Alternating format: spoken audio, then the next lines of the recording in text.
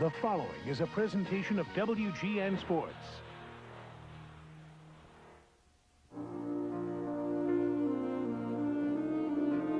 In team sports, greatness is not measured in any single season accomplishment. There have been a lot of one-time winners over the years. Greatness is measured over a period of time, encompassing multiple achievements or titles.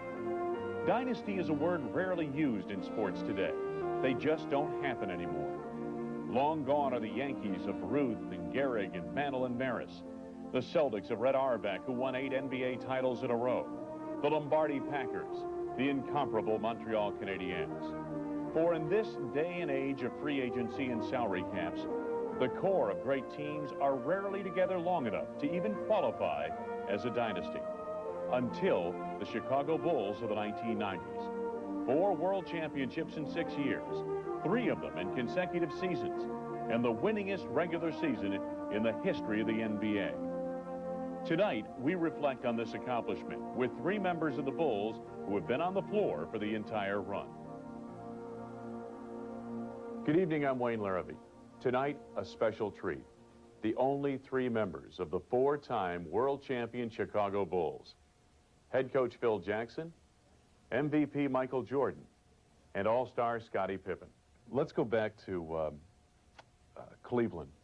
This is the game in Cleveland where, Michael, you hit the shot in the final seconds that won Game 5 of what was, hindsight's 2020, but a pivotal series for 2 franchises. You guys went one way, Cleveland went the other way. You know, it was a big win for us because we went into the series, you know, hadn't beaten Cleveland all season long. So the underdog, we felt like the underdog. We were the underdog, and I think what we did with that game was give ourselves some confidence that, you know, we can get better and we can move to a higher level. We just have to go out there and play against all odds in some situations and bond together.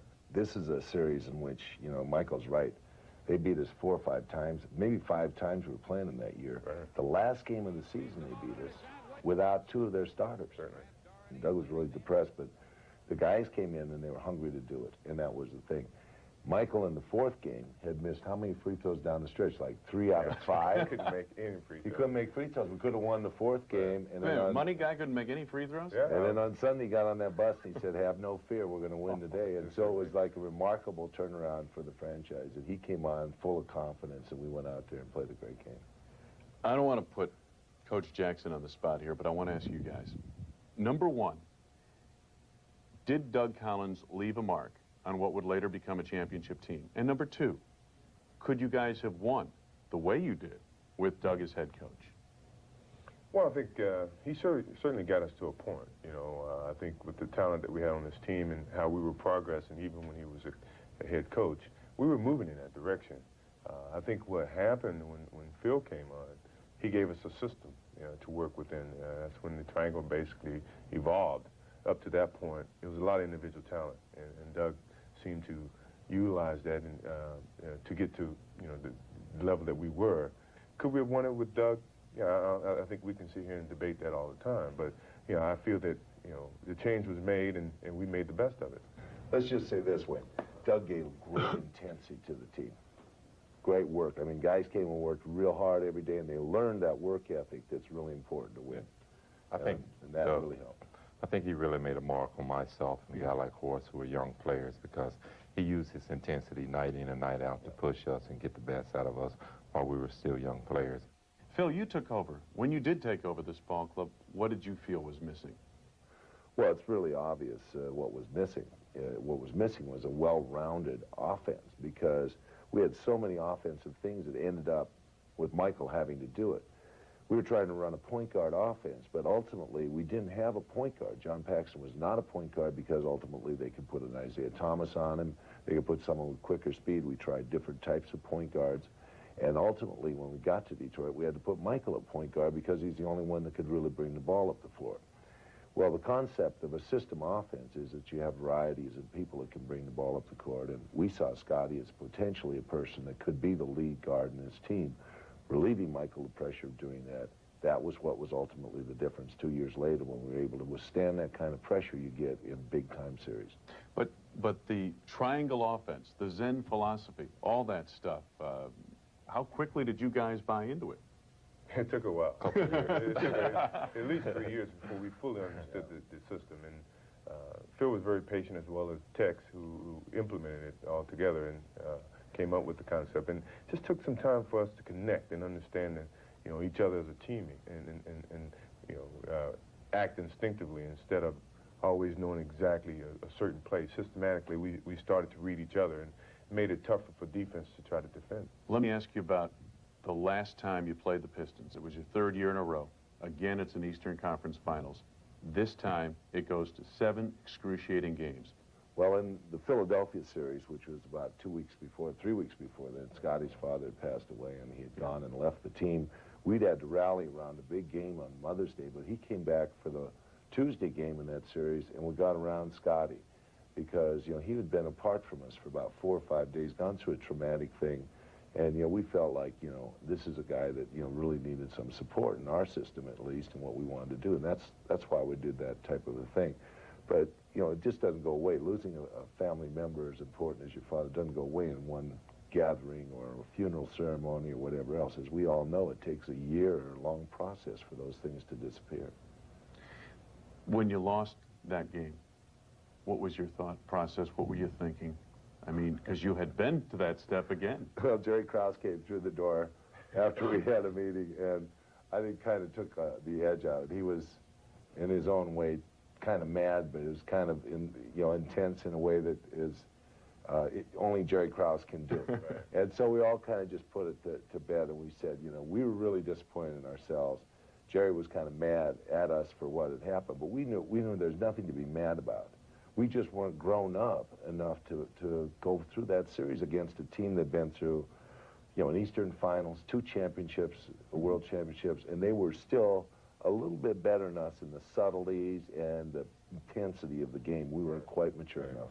They were mentally, I felt they were tough because they'd been together for so long, and they have made the progress that we were making. But after we lost that last game, it was a sense of determination that it wouldn't happen again. You know, last time, the next time we get that opportunity, we certainly were going to prove ourselves as a team. And, you know, amongst that, Scottie Pippen's headache and all that, it was unfair treatment to him. Yes. And as you know, a lot of times when the expectations are so high and you don't live up to it, they look for reasons why you never achieved that. And he was the target at the time. And we, as Phil said, surrounded and supported Scottie because he helped us get to that point. And it was unfortunate that he was put in that predicament to accept the blame. And we all were to blame in not finishing the game and not living up to the expectations. Yeah. In the next year and the championships to follow are coming up next.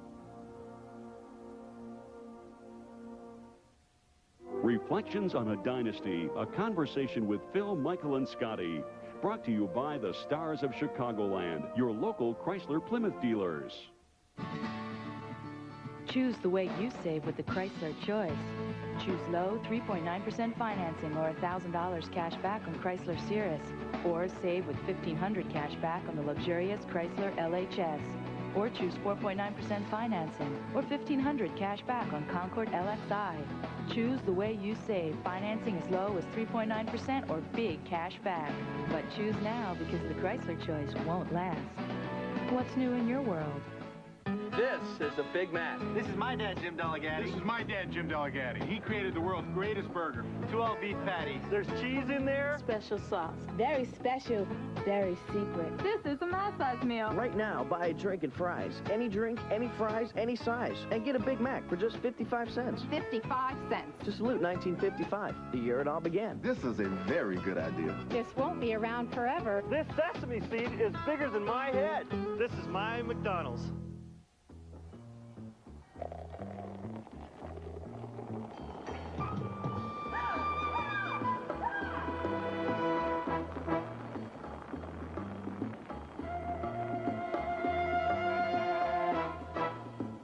It takes a little longer to pour a beer as good as Sam Adams.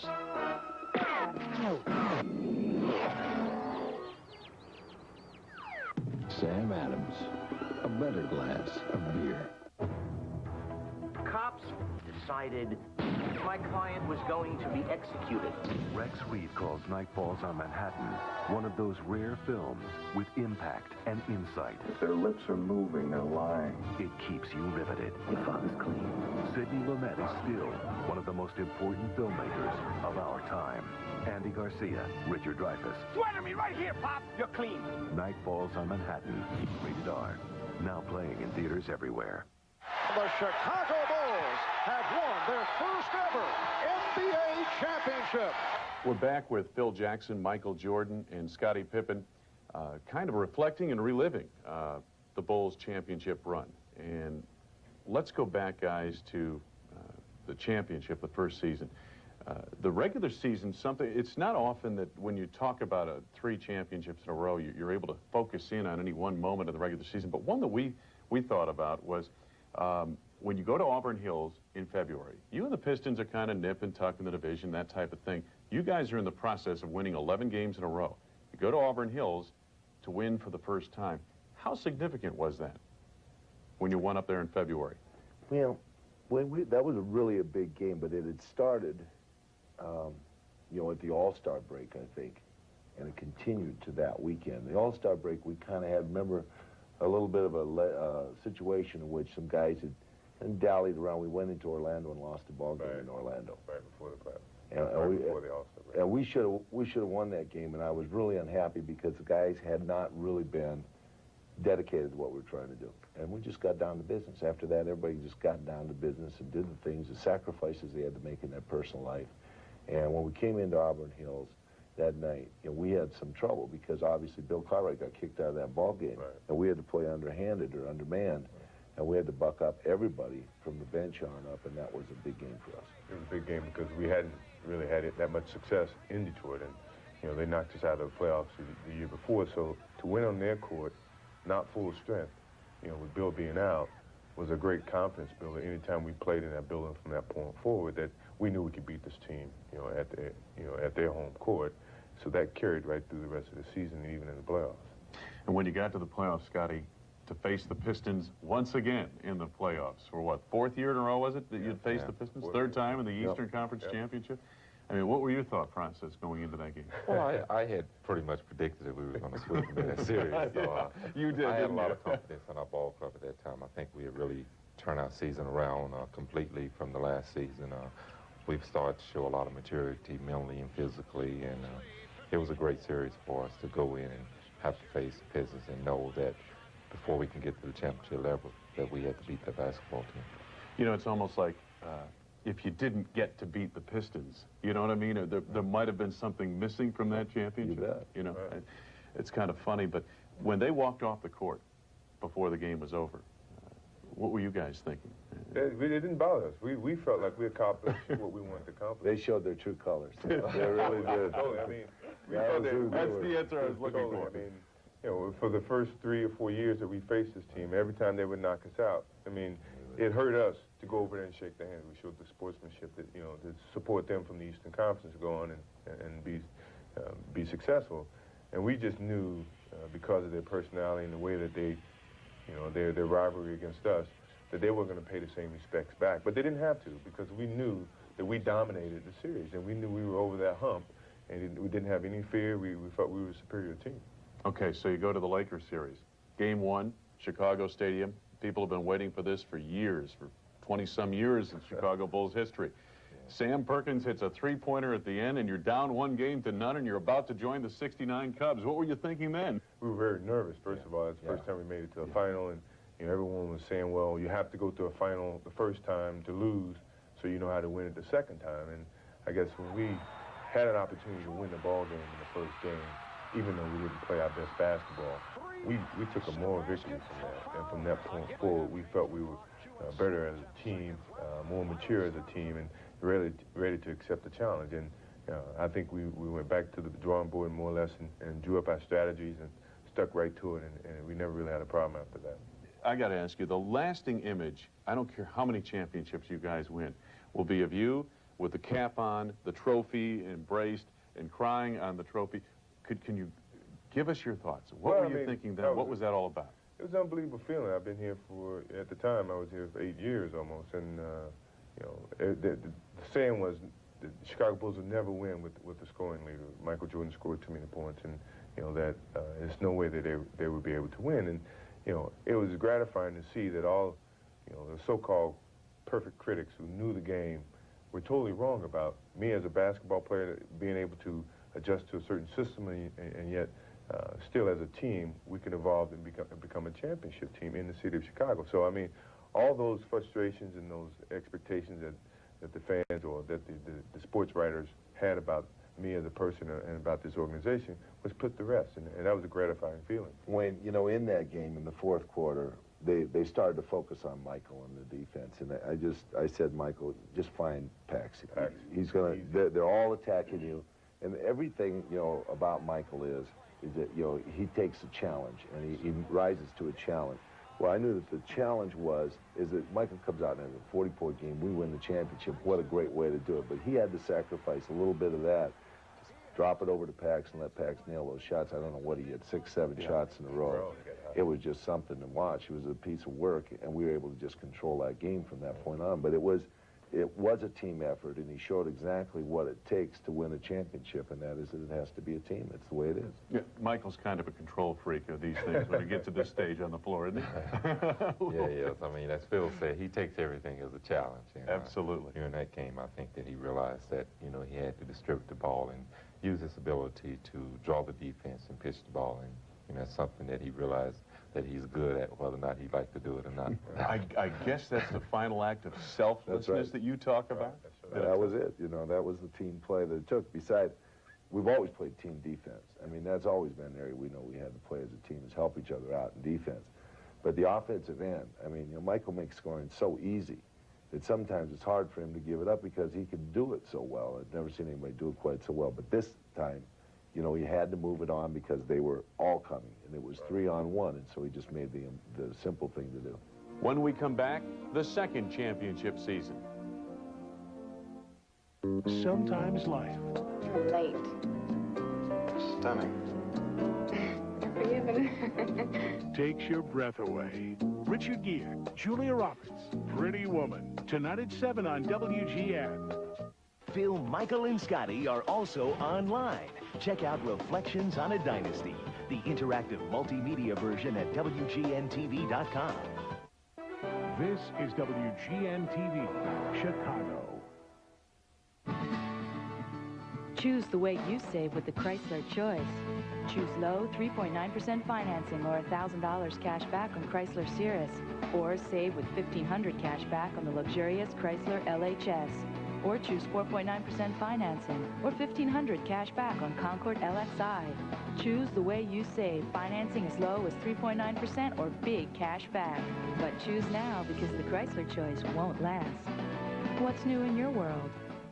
This is a Big Mac. This is my dad, Jim Delegati. This is my dad, Jim Delegati. He created the world's greatest burger. 2 all-beef patties. There's cheese in there? Special sauce. Very special. Very secret. This is a mass-size meal. Right now, buy a drink and fries. Any drink, any fries, any size. And get a Big Mac for just 55 cents. 55 cents. To salute 1955, the year it all began. This is a very good idea. This won't be around forever. This sesame seed is bigger than my head. This is my McDonald's. The Chicago Bulls have won the NBA championship for the second straight season. I thought that second year, you guys played with a real, quote-unquote, as Mike Ditka used to say, chip on your shoulder through the whole season, and had, up to that point, the best regular season in Bulls basketball history. What was the feeling on this team as you started that year? Well, it was an incredible year for us. I mean, that year was like these last two that we've had. We just were walking through this league, and it was an incredible amount of points we're winning by. I mean, it was, we went on the West Coast swing. Michael was hurt. We still came out and won all these games. You know, there was no accident in what we were doing. I mean, everybody just put their shoes back on and left the, you know, the Forum Arena, it seemed like, and started a new season. We had 11 guys back from the other team, and, you know, we were all in sync together, and just a little more mature and moved better off. As far as, I guess, the fire branding, every championship comes at some kind of cost. Somebody is going to test you somewhere along the line. You guys didn't have a whole lot of testing going on during the regular season, but boy, you sure got it in the playoffs against the Knicks. Michael, tell us about that grueling 7-game series. with the Knicks? Well, what was happening was because of the Detroit Pistons and the way they won, a lot of teams were trying to use that brutal type of play, the physical play, and the Knicks was one of those teams where they built on, intimidation, players who tried to physically demean you or make you scared of them. Xavier McDaniels, Charles Oakley, and Patrick Ewing being the three nucleus on that team, used a lot of intimidation to try to have us back down from our, the way we were playing and, have a sense of fear. We never had that. We never folded to that. And I guess the standing up to Xavier, who was trying to do exactly what Rodman has done 3 years and trying to provoke Scottie to do, get away from the game, get out of his game, and get more into a confrontational thing. And, as a leader, I had to step in and more or less support him, and I know he would do the same for me, and put the thing back on a level where let's just go out here and play the game of basketball. Let our basketball do our conversation and our talking, and show that we're not afraid of the physical play. We're going to play our style of basketball game, and we're going to show you guys that we can beat you at your own game, but we can do it with the game of basketball instead of with a lot of mouth. People still test you, Scottie, on the floor physically. I mean, it seems like to me, everyone seems to feel that if we can get Scottie Pippen into a bump and grind, physical type of game, we can take him out of the game. Does that still bother you? And is this something you're seeing every day? It doesn't bother me because, I understand that, that's the type of defense that any individual feel like that works to their advantage against me because of my speed, my size, that if you can get into my body and play me physical, then you can kind of control me a little better. So I understand it from a basketball standpoint. If I was a coach, I would tell my players to play that opponent the same way. So I just have to go out and play through it, and most of the time I just try to keep moving. I think that's my best weapon. Well, I think what it is they know they can't get to me, so. That's exactly it. They can't get into my head, so let's go to the next best player. Or, just take number 2 scorer out of the system, and maybe we can step up and discombobulate what they're trying to do, and that's one of the things I think that has been a prevalent theory over the years. I mean, everybody's trying to get the next best guy to stop Pippen on the Bulls, but Scottie is has been able to discount that or disfigure that thing so much but it seems to be the only alternative. The next step in that second championship season was Portland. It turned into a 6-game series, and the great thing about that was you were able to win it at home.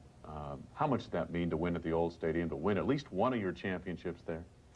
Boy, I tell you, Michael will have to answer that because he'd been playing there for so many games, man. It was great. I mean, that place is always rocking. It's always been, as you said earlier, with the Chicago being wait till next year attitude, that building had so many special events in it that it's never had a championship team in there. And so I think it was entitled to have at least a celebration in there, before they moved into the new building. And, the feeling that we got after winning the second championship in that building was unbelievable. And, the way we did it, with myself sitting on the bench and, the second team came in, Bobby Hansen making a big shot to ignite our comeback. It was unbelievable. And I think that, that whole series was a nip and tuck. I mean, we felt we had the game won in the second, with the second game. And when Drexler fouled out, next thing you know, they come back and win that game in overtime. So we found ourselves in a deficit. But, yeah, we went right back out in Portland and won a couple games there to bring it back to Chicago and to win it there. So, I mean, it was really a treat to win it in the old stadium. Was that team your best? Was that the best team you played on? It was the deepest. I think it's from 1 to 12. Yeah, we really had a lot of depth on that team. Yeah, I felt the rhythm that team had, being together for so long. I mean, we could always find a way to win just by riding someone else's coattail. And I think from 1 to 12, as Phil said, it was always connected. I mean, I think that was the difference of that ball club.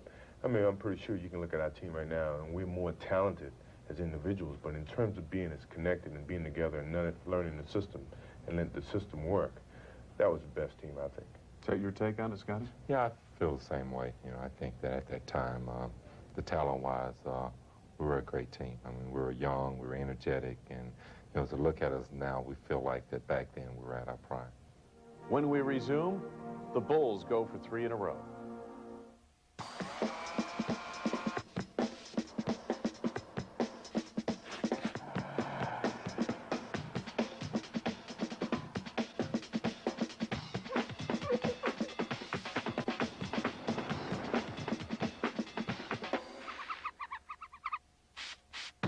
Introducing the 1997 Lexus LS400 Coach Edition at a savings of $3,000.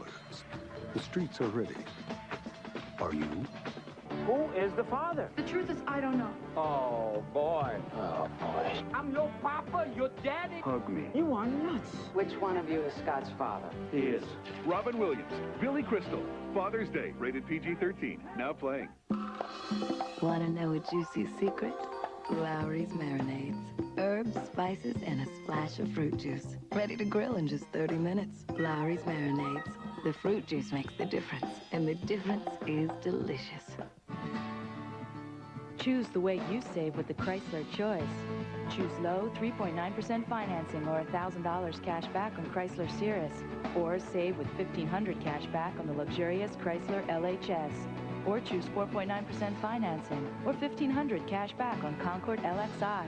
Choose the way you save. Financing as low as 3.9% or big cash back. But choose now because the Chrysler Choice won't last. What's new in your world? 3 straight NBA championships. A three-point shot by John Paxson, the game winner. So you win it 2 years in a row. Now you go for the three-peat. Hasn't been done since the Celtics of the 60s. How much of a motivation at the start of the season, Phil, was that target? Well, that was tremendously a motivation. We knew we were going to go out there and win another championship. So much so that these guys are reassuring me during the course of the year that, hey, it'll be okay. Because there was no smooth sailing, We'll be all right. We weren't winning big. No. We weren't winning a lot of games. I mean, you know, we won a 57. The Knicks replaced us in first place in the East, or in the Eastern Conference. We still knew that we intrinsically knew how to win, even though the Knicks were a better team than they were the year before. They were a lot better team, and they made a run at us from that department. Let me ask you guys, Michael and Scotty, it seemed to me from being around that team that it was a very trying season. It was a grind. I think it was just human nature in some respects. Sure. I mean, when you try to do things repeatedly, I mean, you lose a certain edge, then you have a lot more of the ego and the personalities coming into play. And I think it was trying because of that fact that, you know, we were successful and we all wanted that success individually, but yet we had to realize that that success came because of the collective effort that we put on the basketball court. And yeah, it was some contract years for other people, and it just started to divide because it wasn't, as the previous years, how connected and how collective we thought. And it was just human nature. I mean, just so that you had those problems, those challenges of trying to maintain that unity. And somehow we did. We fought against human nature in certain ways and went out on the basketball court and stayed connected. Off the court, it was a little bit different, but on the court, we was always connected. We're glad it got to be the playoffs. Yeah, that year, yeah. The season was long, but when the playoffs came, we were happy the playoffs were there, so we get down to business and everybody do what they had to do best. Right. You get into the series with Phoenix, and you win the first 2 games in the desert. It's going out. It's going out there. 2 games to none. But it's going out there. When we get on the plane to go out there, Michael goes up and down the plane and tells the guys that we're going to go out there and beat them on their own court. Right. And that's going out for game 1. Yeah, that's starting the series. We've been watching this team trounce everybody in their brand new building that year. Right. And it just got Barkley, and it seemed to be, you know, right where they wanted to be, have an opportunity to win the first championship because of the trade of getting Barkley out there.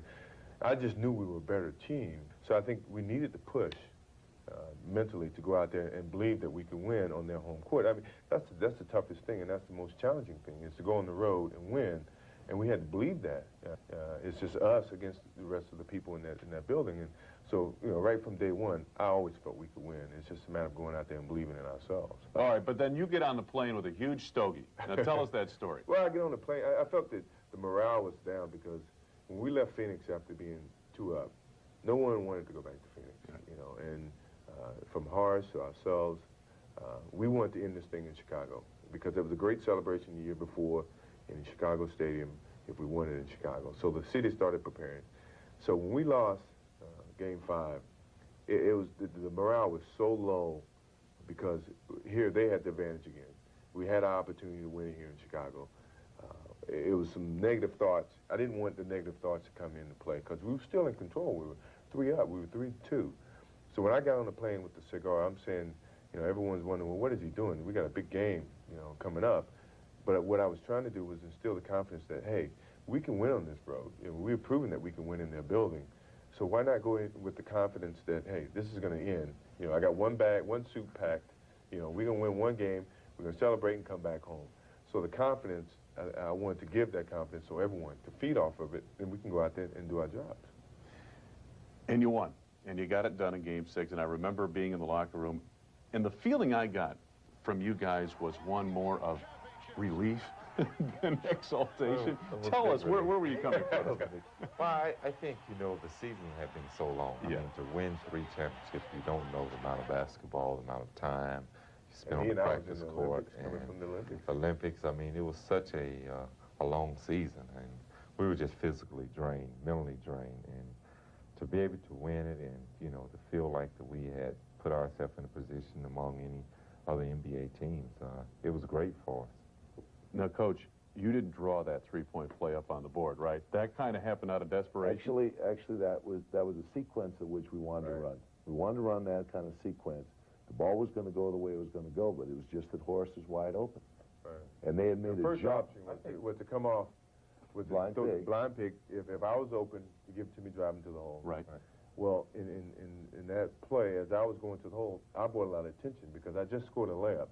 Horace was wide open, so when he threw it to Horace, well, Horace had the notion that he hadn't made any free throws. He didn't want to get fouled, so it was like a toss back, right back to Paxson. So, which is great ingenuity. I mean, he had that feeling that it was a better shot here, and Pax went for the win. I mean, that's the gutsiness that Paxson always had, and he had the confidence that he could make a game-winning shot. When he went up for the shot, it was no doubt in my mind that, you know, he was going to make that shot. It was just a matter of being there for rebounds if he missed it, and then defensively to put the pressure back on them. But the play really was designed pretty much. You started with the ball, right? Yeah. Well, no, I think BJ entered inbound to Michael. I stepped up the middle of the free throw line and caught the ball, and I think my man kind of jumped at my ball. Jumped at me as I went. And I turned and went, and I found Horace. I don't think myself or Horace wanted the ball at that time. So, as Michael said, it really was a toss back from me to Horace and out to Pax, and he finished with a great shot. Just like you drew it up. Well, that's a concept that we like to have. Yeah. Think about it. A lot of different options. That's right. That's part of what your base offense is all about, right? Yeah. We will be back. The next turn in the Bulls' fortunes was totally unexpected by those outside the club. Reflections on a Dynasty, a conversation with Phil, Michael, and Scotty. Brought to you by the Stars of Chicagoland, your local Chrysler Plymouth dealers. This is the Big Mac. This is my dad, Jim Delegati. This is my dad, Jim Delegati. He created the world's greatest burger. 2 all-beef patties. There's cheese in there. Special sauce. Very special. Very secret. This is a my-size meal. Right now, buy a drink and fries. Any drink, any fries, any size. And get a Big Mac for just 55 cents. 55 cents. To salute 1955, the year it all began. This is a very good idea. This won't be around forever. This sesame seed is bigger than my head. This is my McDonald's. Shopping for a new home will never be the same again. RE/MAX Associates have long been real estate leaders across the continent. Now RE/MAX is leading the way in technology, too. When you contact RE/MAX on the internet, we'll take you home shopping, anywhere your dreams command, around town or around the world. We're putting the power of RE/MAX where it belongs, at your fingertips. RE/MAX, the hometown experts with a world of experience. They created electronic trading, and a global intranet became their trading floor. An intranet now able to handle 1 billion shares a day, with trades flashed to 300,000 monitors around the world in milliseconds. With reliability critical, with no room for error, who did NASDAQ turn to build and manage the world's largest intranet? MCI. Imagine now what we can do for you.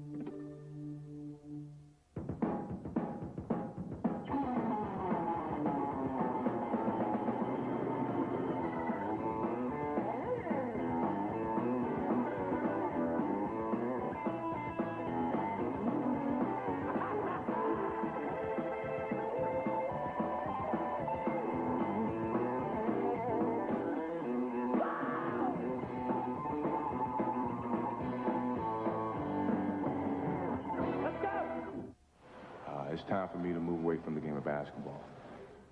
October 8th, 1993. I guess that's a day that would live in basketball infamy. You still remember the date, Michael? Oh, yeah. I definitely remember it. And, I remember the emotions and the moment and talking with Phil and, talking to the players who came up and we had a great conversation. Tony Kukoc, who I've never met at the time, came into this room, and when he broke down in tears, that really softened what I was actually about to do, because here this guy was showing emotions and he never had the opportunity to play with me, and I felt guilty that I was taking that opportunity away from him. But at the time, mentally, I wasn't really where I wanted to be, and I needed a break. And my father just passed.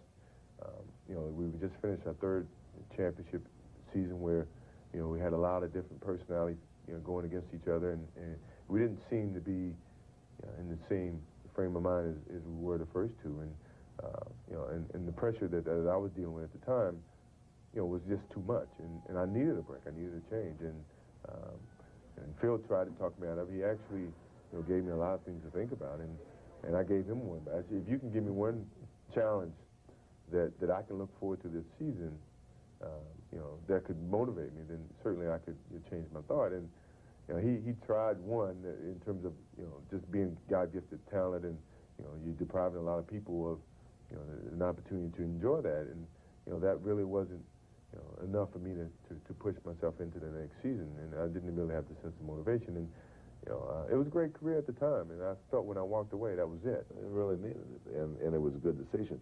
But it cost the White Sox. We went in the morning that day, and the White Sox recovered in the playoffs. Oh, I know it. Yeah, they were in the middle of that playoff series when that announcement First game. Yeah.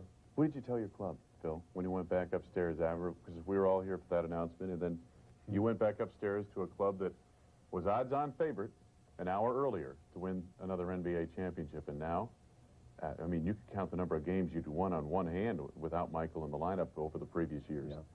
Well, I actually went to the board, and I wrote on the board what the odd changes were in Vegas. And I can't even remember what it was. It was like 2 to 1 to 20 to 1? Yeah, something like that. It went dramatically the opposite direction. And I said, I thought it was a great challenge, an opportunity for our ball club to play together as a team and show that we were 9 members of a championship team that were coming back again to try and win this thing. And even though Michael had been the most valuable player on this team, I thought that we had a great shot to be a team that could really show our mettle and defend our championship. Scottie, you stepped into a part of the void, Michael's void, that had nothing to do with on-court, but had everything to do with off-court. You went from the little brother to the big brother. Now you were in charge. Can you kind of explain your feelings and thoughts and your relationship with Michael? Well, I tried to give the basketball team what Phil wanted us to have when Michael was there. He didn't really want that one guy taking all the shots. He wanted the ball to be moved. He wanted his system to work. And that's what I tried to provide for our ball club. I didn't want to be out there and be put in a position where I had to be the guy taking all the shots and shooting a poor percentage, but still trying to create for the team. I wanted to see if our system could work. I felt like it had worked for us in the previous championship games, and I had to be the guy to get everybody to believe in it. How about off the court? Every night, standing up there, all the microphones, all the... It was tough. I really enjoyed the opportunity of playing with Michael and having him there. And when I wanted to deal with the media, I deal with it. And when I didn't, I could sneak out. It was never brought up. But after Michael left, it was kind of another job that was kind of pinned on me. Phil, tell us a little bit from your perspective, that season as it unfolded. Well, the real thing that was a change in our years, we started out without Scottie on the team. He'd had an operation. We were just kind of muddling along, and then we came home from the West Swing. We'd gone, I don't know whether we were like 3-7 or 4-7 or something like that. About a month into the season, Scottie came back. The first game we got back home, and bang, off we went. Did you play Phoenix? Yeah, we played Phoenix. And blew him out, didn't you? Yeah, blew him out. He had a 35-point game, and all of a sudden our season just took off, and we were fine. And Scottie was back, and he was live, and he was physically healthy, and it really, everything kind of fell into place from there on out. You ran into the Knicks in the playoffs, and an interesting, to say the least, grueling series, wasn't it? We started out in New York by leading them for 3.5 quarters in the first game, in which at the end of the game, they took a kind of a wild shot with a 1-point lead. It came off the front lip and fell right in their hands, and so they got the ball back. And we ended up losing a game we probably should have won. And that was a tremendous, that pressure all seemed to come to a head there. Yeah, it did. I mean, your whole season, not just that series, not just that game, it did. The It was whole a lot season. Brought up about it. You know, I think I had a couple of technicals, the incident off the court about a gun situation, I think happened that season. But it was. I mean, it was a lot of pressure for myself, having to be the leader of the ball club at that time and having to step up, having a lot of attention drawn to me, and pretty much being monitored on whatever I do. And then the call in Game 5. How do you come, and Michael, from where you were sitting? Hey, I was watching it all. You were watching it all? Oh, yeah, Did you keep in touch with all this? Yeah, I watched a lot of it. I was very proud with the way they responded after, you know, what happened in the previous summer. And, you know, Scottie's game has evolved to where he deserves some of the light. I mean, for years that I was there, he never really got the focus that he deserved. I mean, he was a key catalyst to our success. And now, you know, he was getting the recognition that he truly deserved, but at the same time, he was the focus, and people were putting undue pressure on him off the court as well as on the court. And I felt it was a great learning experience for him to see exactly what I had to deal with for so many years. And I think it made him a better basketball player and a better person just to go through that. And at the end of the New York game, to end that series or that game the way they ended was not something that they would rightfully do. I mean, they put up a great effort all season long, and for it to come at a judgmental call at the end of the season like that, it was very, very hard for me to deal with. I'm sitting in the dugout watching the game, and I couldn't believe how they're taken away from us. And I was looking at the league. You used the word us. Yeah, because I always felt that was a part of the team. I was still supporting them no matter where I was. When we return to glory for the Bulls after these messages.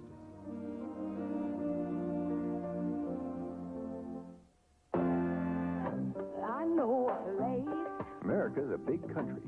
Big. We like our skies big and our mountains extra large. I'll take you there. We love to spread out. That's why we gave the new Chevy Malibu more room for 5 and Camry, Accord, or Altima. And a bigger trunk than Taurus. So stretch out. It's the car you knew America could build. The brand new Chevy Malibu. I'll take you there. Test drive a new Malibu today, only at your local Chevrolet and Geo dealers.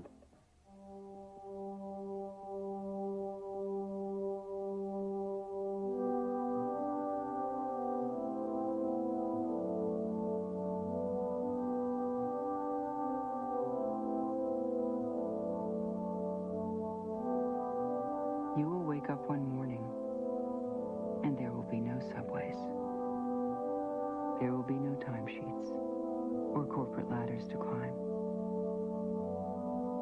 And in that moment, life will change from a thing to be conquered to a time to be savored.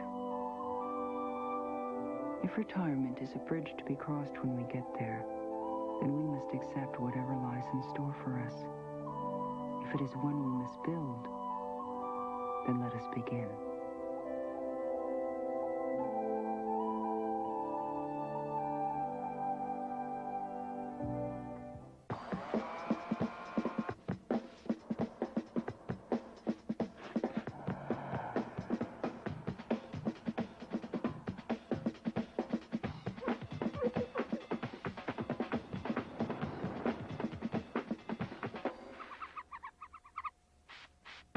Introducing the 1997 Lexus LS400 Coach Edition at a savings of $3,000. The streets are ready. Are you? He is now back! When Michael got back into the mix, did the team have to kind of step back a second there and say, hey, wait a minute, we got to incorporate this enormous talent, something we didn't have? How tough was that on the floor as a player to reincorporate that? I think naturally the guys stepped back.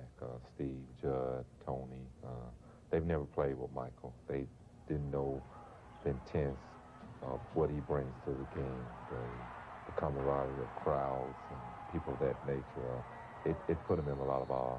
Michael, what did you think? I mean, you left one team in June of 1993 as world champion. 17 months later, you come back. What did you think? I mean, I just wanted to come relieve some of the pressure and be a part of the team. I missed them, and I missed, being around them and being successful with them. And so I wanted to make that happen again. And, it just wasn't, I wasn't ready for that at the end of the season. And I don't think we were ready as a team. And, I vowed the next year that physically I was going to get myself into better shape, basketball shape, and, I was going to do whatever I can to help some of these players understand what it meant to win a championship and the attitude that you had to carry.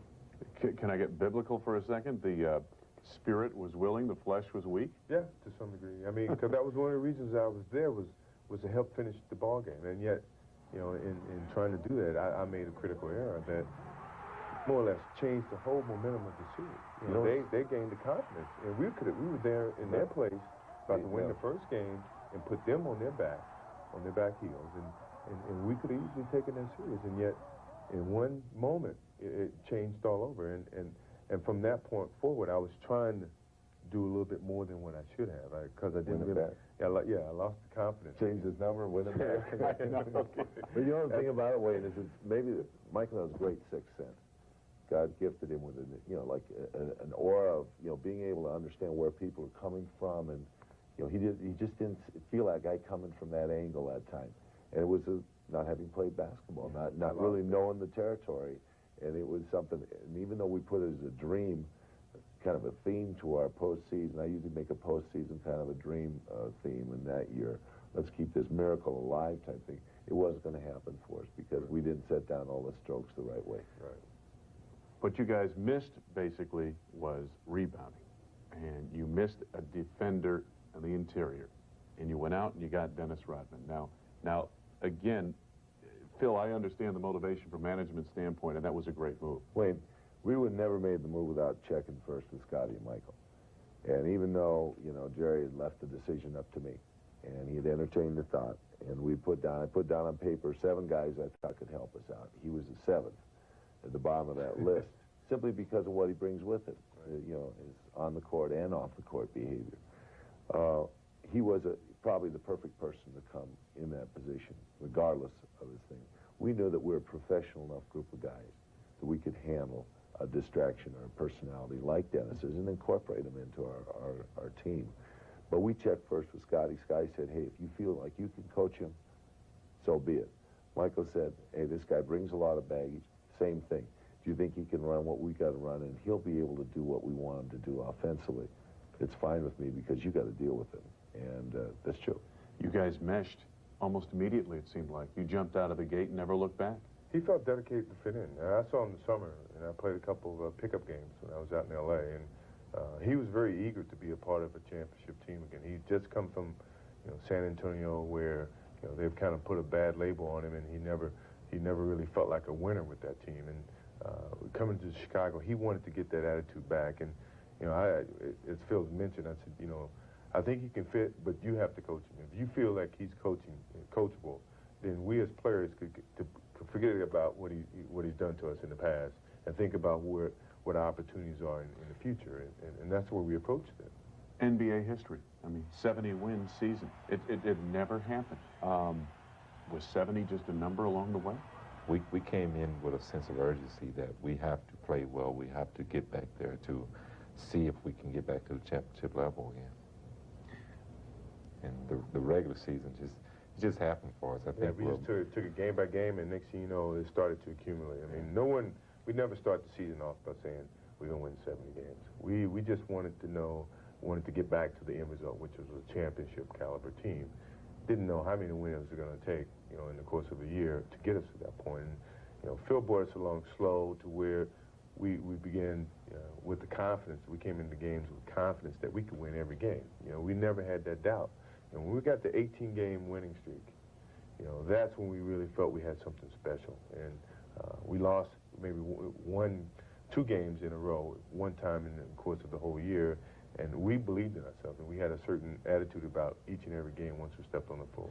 If I could go back to just one regular season game that season, it was Denver, the end of the 18-game winning streak. Yeah. You guys got down maybe 32 points. 32 points? Came back and took the lead, and maybe it was 5,000, whatever, how many feet there are in a mile that got you. But it seemed like that night I came away. I know we did that game, and I came away saying, "This is real. They're going to win it all, no doubt." But you're right. That was really a telltale sign that this team would not say no. No way you're going to beat us. If you're going to beat us, you're going to have to run over us. You're going to have to knock us down. You're going to have to bury us 10 feet deep before we're beaten. We continue with Phil, Scotty, and Michael after these messages. Sometimes life. You're late. Stunning. Forgiven. Takes your breath away. Richard Gere, Julia Roberts, Pretty Woman. Tonight at 7 on WGN. Get up. Deep drive. Way back. You can put it on the board. They met last week in Comiskey. Now they square off again in Oakland. It's the Chicago White Sox against the Oakland Athletics. Tonight at 9:30. This is a Big Mac. This is my dad, Jim Delegati. This is my dad, Jim Delegati. He created the world's greatest burger. 2 all-beef patties. There's cheese in there. Special sauce. Very special. Very secret. This is a my-size meal. Right now, buy a drink and fries. Any drink, any fries, any size. And get a Big Mac for just 55 cents. 55 cents. To salute 1955, the year it all began. This is a very good idea. This won't be around forever. This sesame seed is bigger than my head. This is my McDonald's. Of all the dangers you will face, of all the thrills you will experience, no adventure is bigger than Batman and Robin. The event of the summer is here. Hang on. Arnold Schwarzenegger, George Clooney, Chris O'Donnell, Uma Thurman, Alicia Silverstone, a Joel Schumacher film. Batman and Robin, rated PG-13. Starts Friday, June 20th. They will be here. I don't see anything. The guidebook says this is the place. Whose idea was this? Introducing Chevy Venture, the minivan with the widest dual sliding doors. Where are they? Slipping in and out has never been so easy. Honey, maybe we ought to go further down. The all-new Chevy Venture is here. Let's go. Let's go. This is obviously not the spot. Test drive the all-new Chevy Venture, only at your local Chevrolet and Geo dealers. Reflections on a Dynasty, a conversation with Phil, Michael, and Scotty, has been brought to you by your local Chevrolet and Geo dealers. People you can trust when you're looking for a good car value.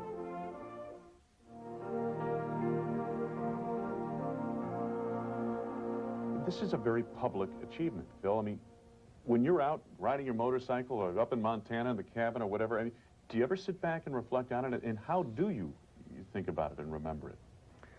Well, it's not something I believe you reflect on. I think that you go through each day just looking for your next challenge or, you know, the next thing that's coming along.